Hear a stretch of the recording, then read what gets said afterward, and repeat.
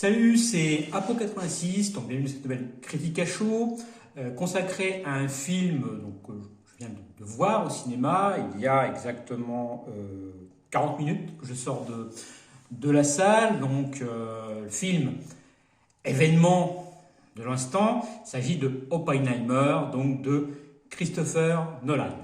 Alors avant de commencer cette critique à chaud, je tiens à préciser que je ne suis ni pro ni anti-Nolan, parce que je sais que dès que l'on dit du mal ou du bien de Nolan, on se prend tout un tas de critiques dans la gueule derrière en disant oui, tu es un critique, oui, tu es anti-Nolan, parce qu'il y en a qui l'idolâtrent, d'autres qui le détestent. Alors je ne suis ni dans un camp ni dans un autre. Dans cette vidéo, je ne donne que mon avis personnel sur ce film. Tout commentaire désobligeant, ce sera directement un blocage et vous serez banni. Voici déjà pour la mise au point. Donc, je ne suis, comme je dis, ni pro ni anti-Nolan. Il y a des films dans sa cinématographie que j'apprécie, comme Inception ou Dunkerque, malgré le fait qu'il soit détesté par beaucoup. J'aime bien sa trilogie Batman. Et j'ai un peu plus de mal avec Interstellar, qui a été vendu comme un grand film de science-fiction, qui en fait pour moi est un conte philosophique.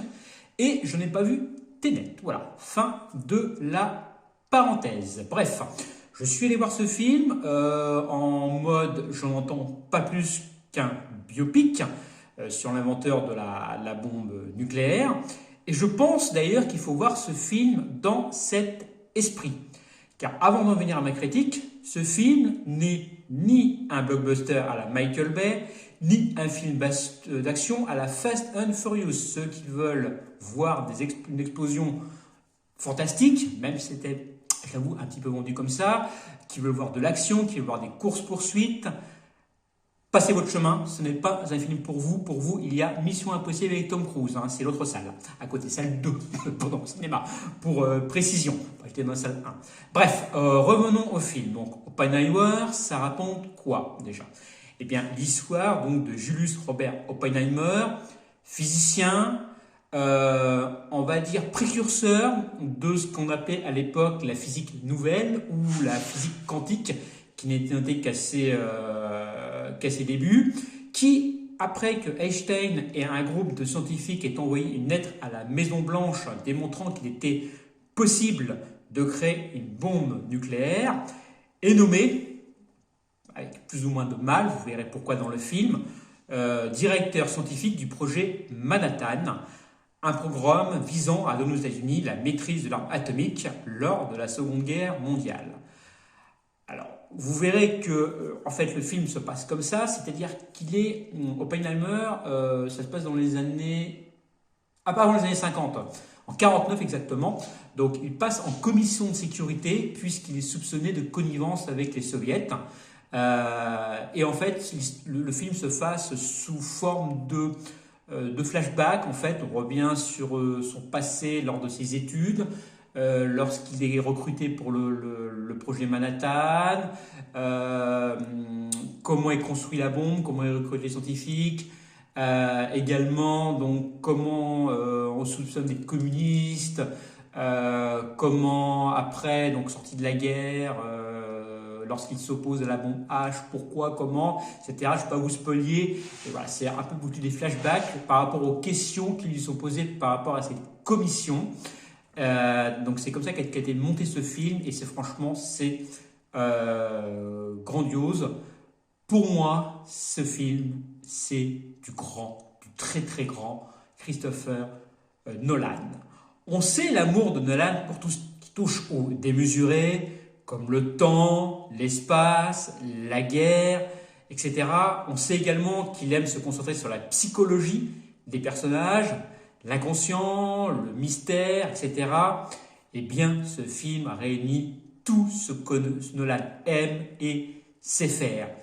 Dire que ce film est du grand Nolan, eh ben, je vais le dire, mais c'est un faible mot. C'est sans doute un de ses meilleurs films, ni plus ni moins.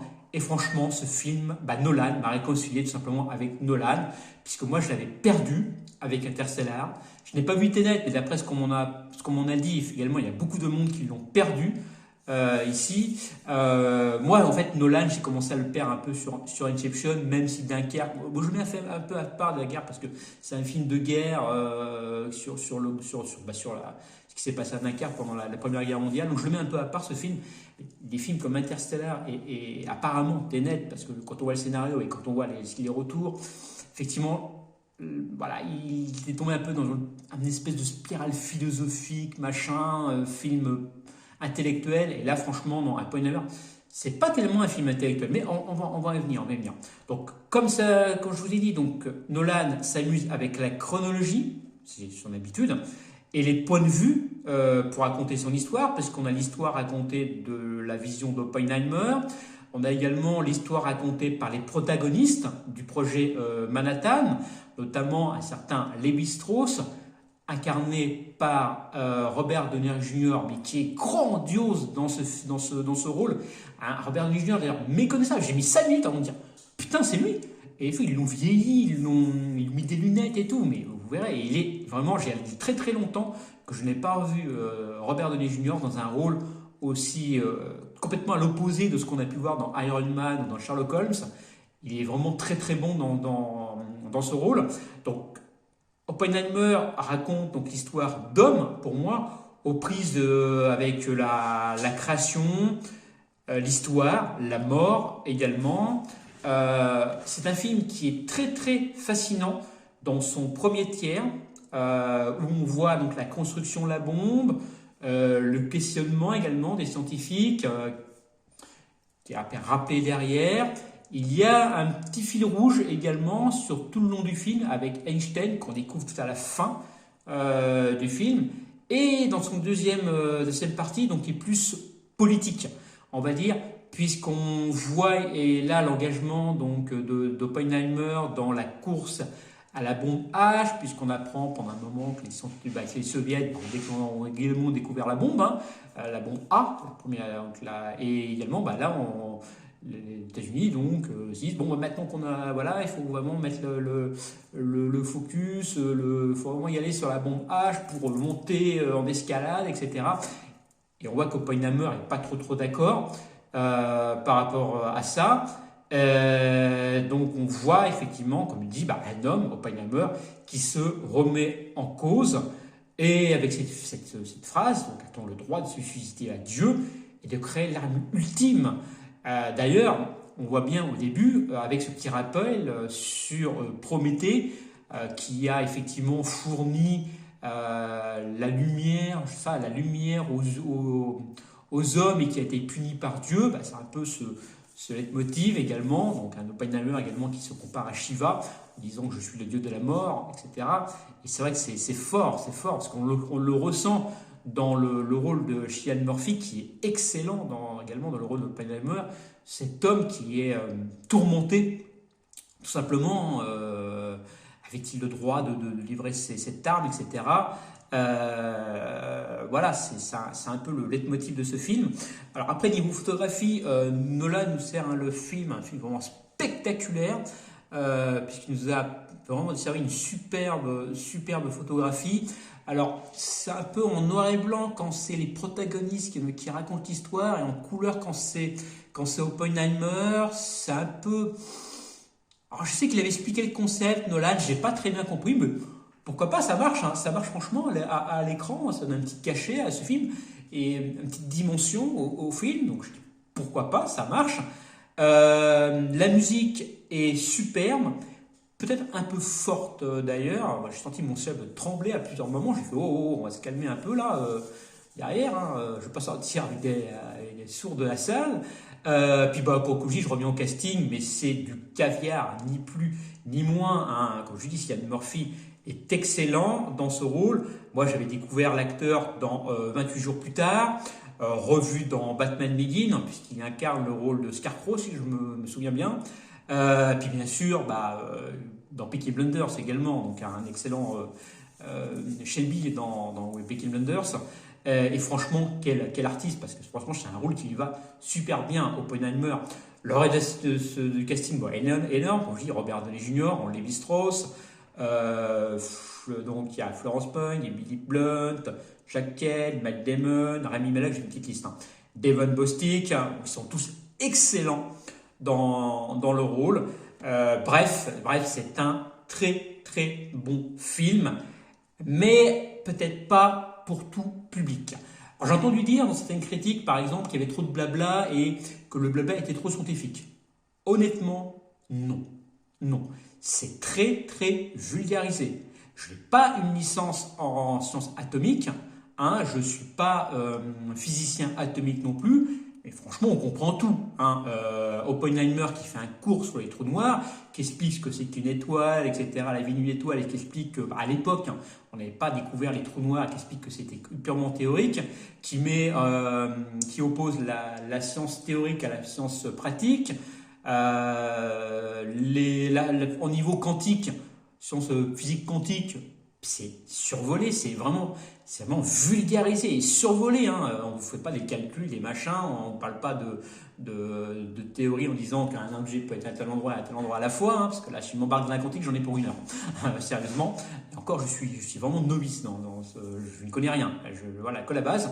Donc franchement, non. Mais ce n'est pas un film à mettre vraiment pour tout public, puisqu'effectivement, il y a beaucoup de dialogues.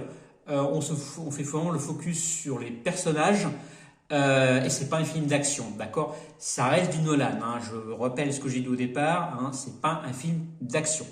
Bref, moi je sors franchement très agréablement surpris par ce film. J'y allais vraiment pas serein, parce que j'avais vu des retours vidéo et je me suis dit, est-ce que c'est un film pour moi? Est-ce que je vais pas me faire chier pendant 3 heures? Honnêtement, non. Les 3 heures, je ne les ai pas vues passer. Même si j'avoue que les derniers 3 quarts d'heure du film sont certes importants, mais on va peut-être pu être raccourci. Ma tronche avec Nolan aime les films longs. Et voilà. Et un film qui se finit sur une fin philosophique grandiose, même si c'est attendu. Et ça conclut le fil rouge qu'on a au départ avec Albert Einstein. Et franchement, on se dit, bah oui, et quand on le remet dans le contexte actuel, avec la guerre, de ce qui se passe en Ukraine, on se dit que ce film tombe franchement à pic. Bref, niveau appréciation, je lui mets j'aime beaucoup sur Captain Watch. Quant à la note, et ben, vous la verrez d'ici quelques jours, je la mettrai sur mon tweet. J'en ai donc fini sur ce retour. Peut-être un peu long, mais très bref, sur Oppenheimer. Je ferai peut-être un retour sûr d'ici peut-être plus tard, pour détailler un peu plus le film. Mais franchement, si vous êtes passionné par cette part de l'histoire, donc comment la bombe a été créée, comment les États-Unis ont fait capituler le Japon, à tort ou à raison, grâce à cette bombe, je vous recommande Oppenheimer. Vous en saurez plus sur ce projet Manhattan, sur Oppenheimer et comment il a été traité par ses pairs. J'en ai fini donc avec cette critique à chaud. Je vous dis à plus et n'hésitez pas à commenter ma vidéo. Salut!